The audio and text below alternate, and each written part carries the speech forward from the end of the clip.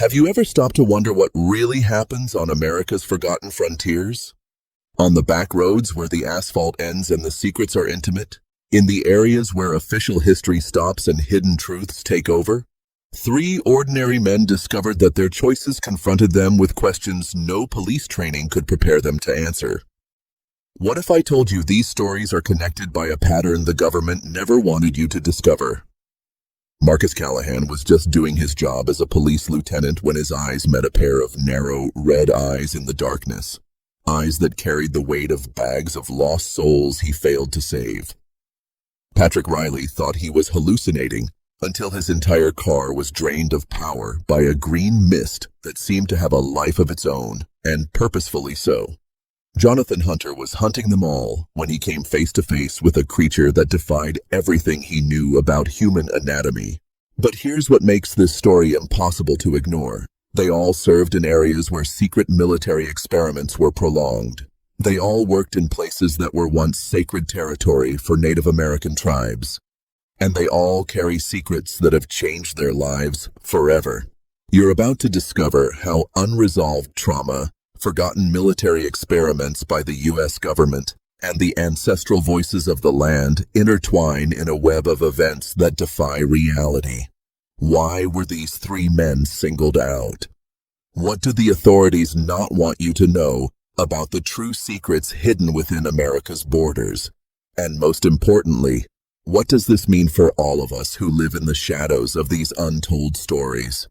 Keep reading, because what you're willing to discover will make you question everything you think you know about the invisible borders that surround our everyday reality.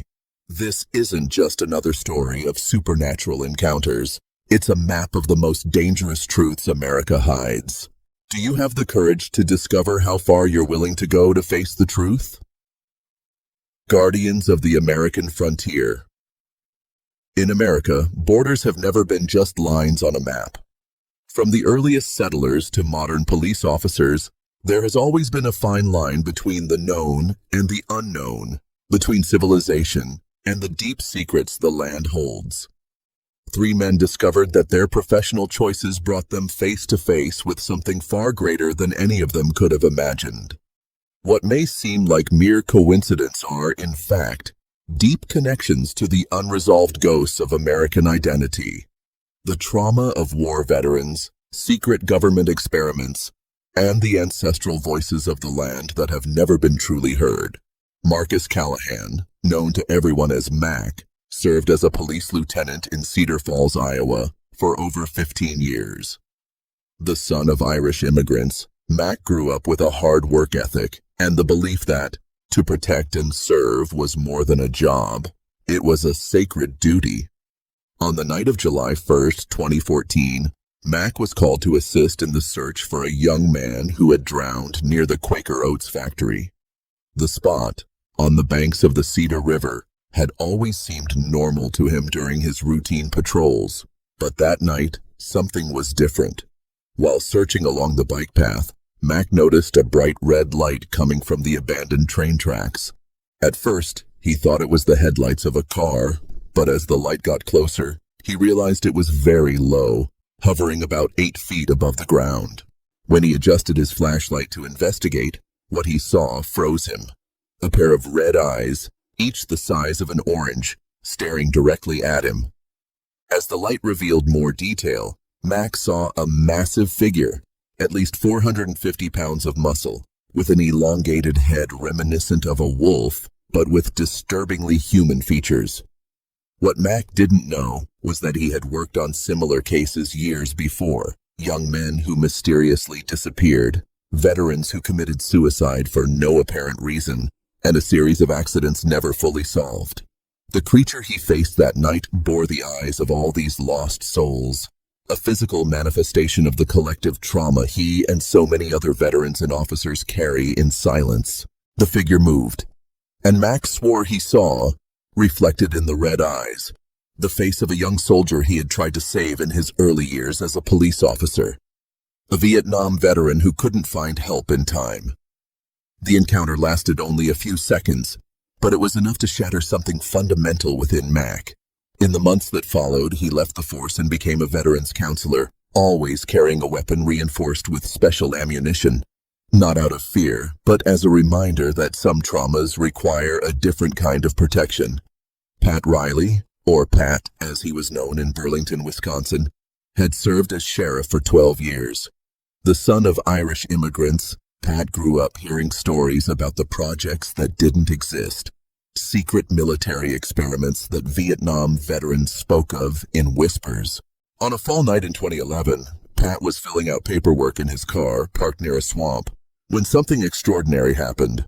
A green mist began to emerge from the vegetation with no apparent source. The phenomenon was so bizarre that Pat initially thought he was hallucinating.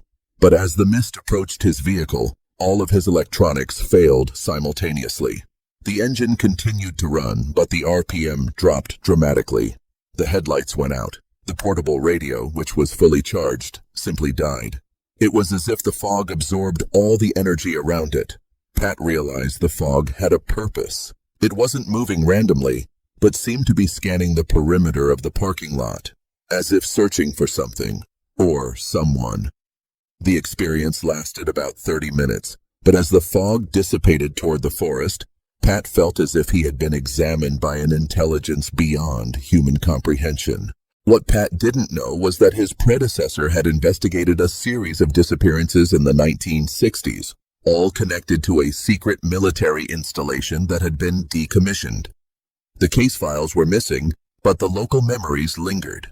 Less than a year later, Pat witnessed the same apparition near Brown Lake, but this time the fog seemed more focused, moving directly toward an island in the middle of the lake before disappearing. He began to suspect it was being used as some sort of anomaly detector, someone whose presence activated these lingering traces of forgotten experiments. Jonathan Hunter, known as John, was a retired Toronto police officer who spent his autumns hunting in Searchmont, Ontario. At 50 years old and with over 28 years of law enforcement experience, John was also an experienced hunter who had tracked virtually everything the Canadian wilderness had to offer. In October 2003, during a moose hunt, John and his brother-in-law became trapped when their ATV got stuck in the mud. While his brother-in-law returned for help, John decided to head to a nearby clearing for observation. That's when things started to get strange. After hearing what sounded like a massive elk moving through the brush, John readied his gun, but the animal fled before he could fire. Frustrated, he noticed a broken elk leg bone about 5 feet from his ATV. The bone hadn't been cut. It had been snapped with a force suggestive of something far greater than any local predator. As John contemplated the mystery, he heard heavy footsteps approaching. When he looked down the bank, he saw what he initially thought was a man dressed in black. But as the figure moved, John realized something was terribly wrong. The arms were disproportionately long, the hands were enormous, capable of completely wrapping around a 4-inch tree trunk, and the figure displayed musculature more reminiscent of an elite athlete than an ordinary human. What John didn't know was that the area where he hunted had been sacred territory for Native American tribes for centuries. The broken bones and the apparitions were no coincidence. They were messages. The land was trying to communicate with someone who respected nature, but who was also part of the culture that had disrespected these sacred spaces for generations. The long howl he heard after the encounter wasn't from any familiar animal, but an ancient warning, a reminder that some boundaries shouldn't be crossed and that nature has its own ways of protecting itself. Years later, when the 3 men shared their experiences with researchers, a pattern began to emerge. They had all operated in areas that historically were intersections between different cultures and untold histories. Mac, in Iowa, where 19th century railroad routes crossed lands of European settlement. Pat, in Wisconsin, where 1950s military experiments were conducted on lands once owned by Native American tribes. John, in Ontario, where the Canada-US border hid secrets on both sides. Each had become a kind of inadvertent guardian, not of physical borders, but of the boundaries between what America wants to remember and what it prefers to forget. Their experiences were not invasions of the supernatural, but desperate communications of aspects of American history that have been silenced or ignored. Mac carried the weight of the untreated trauma of veterans and officers. Pat was connected to the secrets of the military-industrial complex that shaped modern America. John was chosen by the ancestral land to remind new generations that respect and reciprocity with nature are fundamental to survival. These stories are not about fear of the unknown, but about the courage to face the hidden truths of the American experience.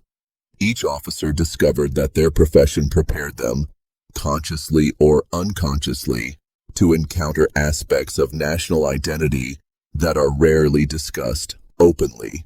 In 21st century America, true borders are no longer marked by fences or rivers, but by unresolved collective memories, buried government secrets, and ancestral voices crying out to be heard. Mac, Pat, and John have become inadvertent guardians of these borders, chosen not by chance, but by their willingness to serve and protect, even when it means shielding people from truths society is not yet ready to face. Their experiences serve as a reminder that America is more complex and mysterious than any simplified narrative can capture. And perhaps, in their shared stories, we can find a new way to understand our relationship to the past, the present, and the boundaries still being drawn for the American future. These stories are not about fear of the unknown, but about the courage to face the hidden truths of the American experience. Each officer discovered that their professional choices had prepared them, consciously or unconsciously, to encounter aspects of national identity that are rarely discussed openly.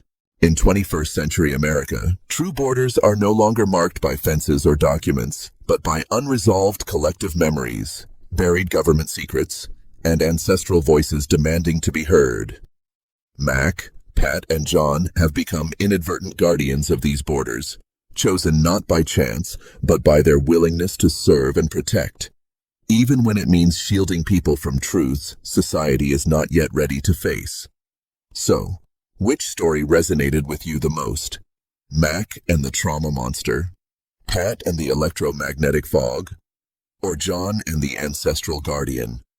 This isn't just a story about three men in three different places. It's about the secrets that live in each of our backyards. Could your city or state be hiding an invisible border like this? I'd love to hear your opinion in the comments. Which of these three theories do you find most disturbing? That collective trauma can create physical monsters, that secret government experiments have left technological ghosts wandering, or that the Earth itself has a consciousness and defends itself? If this video made you think of that strange story your grandfather used to tell, or that place near your town that everyone avoids at night, you're not alone. Hit that bell button so you don't miss the next videos, because next week we'll dive into a real investigation into the missing of Yosemite National Park, a mystery that has everything to do with everything we've talked about today. And don't forget, sometimes the scariest story isn't the one we're telling, but the one you'll help uncover. Until next time.